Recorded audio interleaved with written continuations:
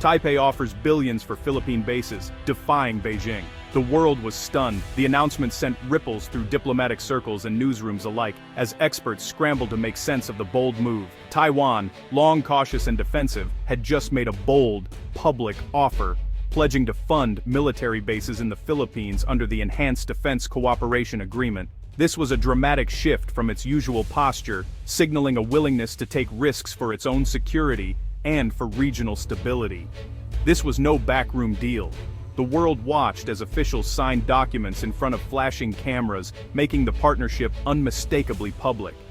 It was a direct challenge to Beijing, instantly redrawing the Indo-Pacific security map. The region's balance of power was suddenly in flux, and every capital from Tokyo to Canberra took notice. For decades, Taiwan's foreign policy was about survival, quiet diplomacy, economic ties, and U.S. support. Its leaders had always chosen caution, working behind the scenes to secure allies and avoid provoking China. Never had it so openly staked a claim in another nation's military infrastructure.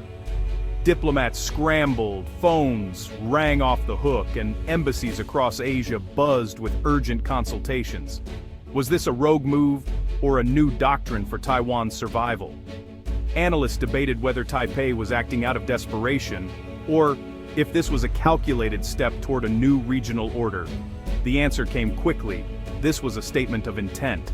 Taiwan was signaling to the world, and especially to Beijing, that it would no longer be intimidated into silence.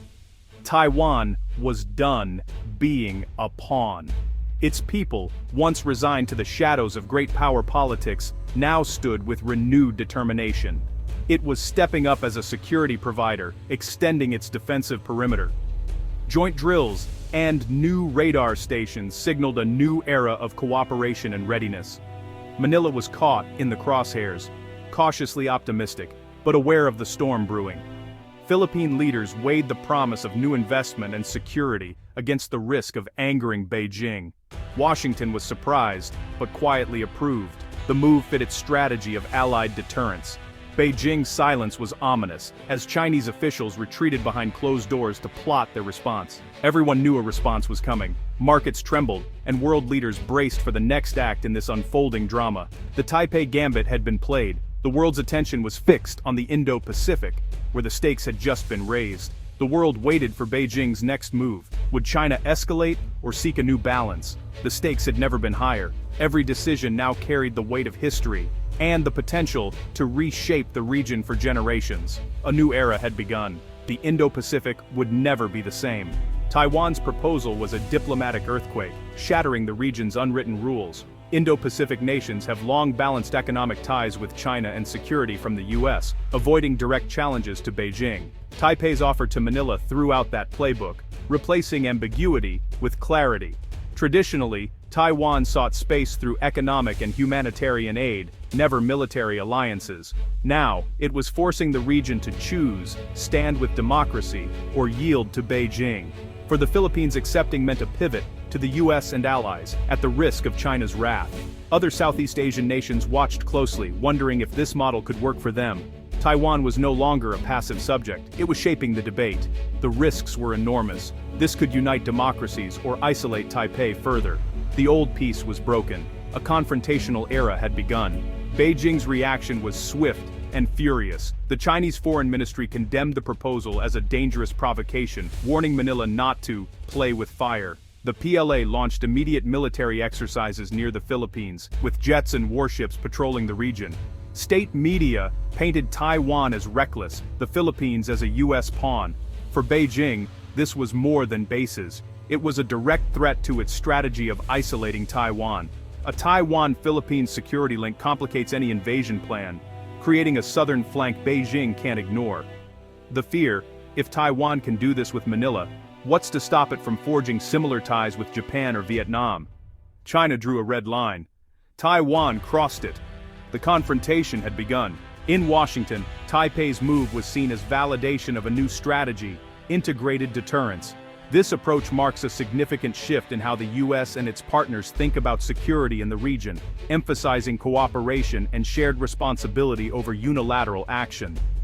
The U.S., no longer wants to be the region's sole security guarantor, recognizing that the challenges of the Indo-Pacific are too complex for any one nation to handle alone.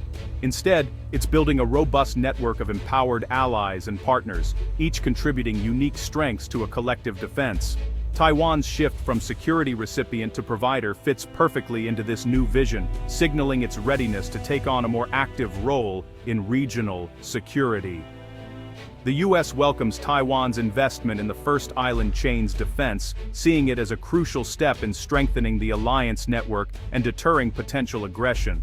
Washington's response has been one of careful encouragement, working quietly behind the scenes to support the partnership, while avoiding moves that could provoke open confrontation. The ultimate goal is a coalition led by regional actors, not an American orchestrated plot, where local voices and interests shape the security agenda. This leading-from-behind strategy allows the U.S. to bolster its position and influence, while minimizing the risk of direct escalation with rivals. But there are risks. Empowered partners might act more provocatively than Washington prefers, potentially dragging the U.S. into crises it hoped to avoid. Taiwan's assertive move has already raised regional tensions, forcing the U.S. to manage a crisis it didn't directly initiate, but cannot ignore. The American pivot is a delicate balancing act, empowering allies to share the burden of security, but always mindful of the danger of uncontrollable escalation. The stakes are high. Regional stability, the safety of millions, and the ever-present risk of war hang in the balance as these new strategies are tested. The U.S. must walk a fine line, constantly adjusting its approach as the situation evolves and new challenges emerge. The Indo-Pacific security order is being rewritten before our eyes, ushering in a new era of uncertainty and opportunity. Taiwan's bold strategy echoes Israel's transformation in the 1970s. Like Israel, Taiwan faces isolation and existential threat from a powerful neighbor. Israel survived by shaping its environment, building its own defense industry, forming unlikely alliances, and acting boldly. Taiwan is now doing the same, leveraging its tech and financial power to build a security network. Funding Philippine bases isn't just goodwill. It's buying strategic depth and complicating Beijing's plans. This is the strategy of a state determined to survive, even if it means taking big risks. But the risks are real. Israel's path led to decades of conflict and shadow wars. Taiwan's assertiveness could provoke a military clash, trading fragile peace for a shot at a secure future. It's a gamble, action over inaction. Like Israel, Taiwan is betting everything on its own agency.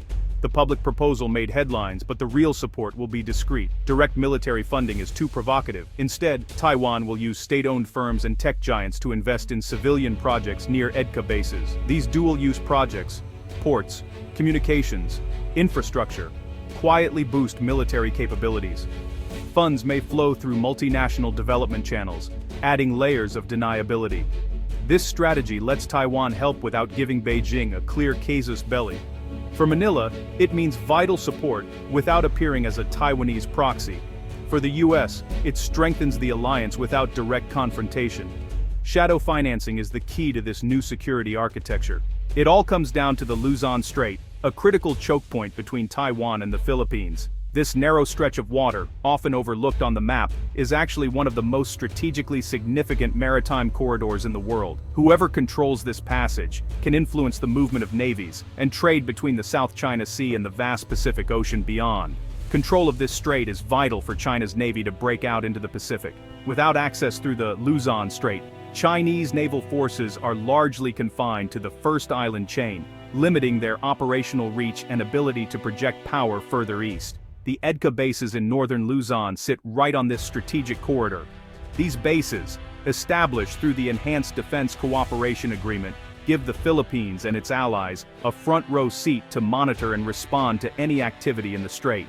From here, the Philippines and allies can monitor and deny Chinese movements, deploying missiles and sensors to bottle up the PLA Navy. Advanced surveillance systems and rapid response units can track every ship and aircraft that passes through, making it much harder for China to move undetected. Taiwan's investment isn't just neighborly, it's about defending its own southern flank. By working closely with the Philippines, Taiwan strengthens its own security and creates a buffer against potential threats from the south. A network of bases and sensors from Taiwan to Luzon creates a formidable barrier to Chinese ambitions. This interconnected web of defenses means that any hostile move by China would be detected early and could be countered from multiple directions. This changes the military calculus. China now faces a potential second front to the south. Instead of focusing solely on Taiwan, Chinese planners must now consider the risk of being flanked or cut off by allied forces operating from the Philippines. Beijing must stretch its forces, buying time for an international response. The need to cover more territory and defend against multiple threats complicates any plans for a quick or decisive action in the region. By linking their security, Taiwan and the Philippines have created a new strategic problem for China. Their cooperation signals to the world that the region is united in resisting aggression and determined to maintain stability. Geography is destiny, and a new defensive castle has risen. The Luzon Strait, once just a passageway, is now a fortress, reshaping the balance of power in Asia. The balance of power is shifting, and the world is watching as new alliances and strategies emerge in this vital crossroads of the Indo-Pacific. Taiwan's move has set off a chain reaction across the region. China will likely retaliate with economic sanctions and military pressure, boycotts, drills, and more aggressive patrols. The risk of accidental clashes is rising, with more ships and planes in close quarters. Diplomatically, ASEAN is fracturing. Some nations side with China, others quietly back Manila and Taipei. The region is polarizing, with countries forced to pick sides. For the Philippines, it's a gamble, economic pain for security. For Taiwan, it's an existential bet on survival. For China, its reputation and leadership are on the line. Each move triggers a countermove, spiraling escalation. The dominoes are falling. No one knows where they'll stop. Taiwan's proposal marks the end of strategic ambiguity and the start of a new, dangerous era. The region is splitting into rival blocs, a US-led coalition of democracies, and a China-centered authoritarian sphere. Beijing's response, military threats and economic pressure, reinforces these divisions. The arms race is accelerating. Japan rearms, Australia buys submarines, the Philippines modernizes, and Taiwan steps up. Nations are preparing not just to defend themselves, but each other. The Indo-Pacific is bristling with weaponry, doctrines rewritten for high-intensity conflict. The post-Cold War dream of peaceful integration is gone, replaced by great power rivalry. Taiwan-Philippine cooperation is both a symptom and a catalyst of this new reality. The risk of war is rising, the stakes have never been higher. The Pacific's fragile peace hangs in the balance.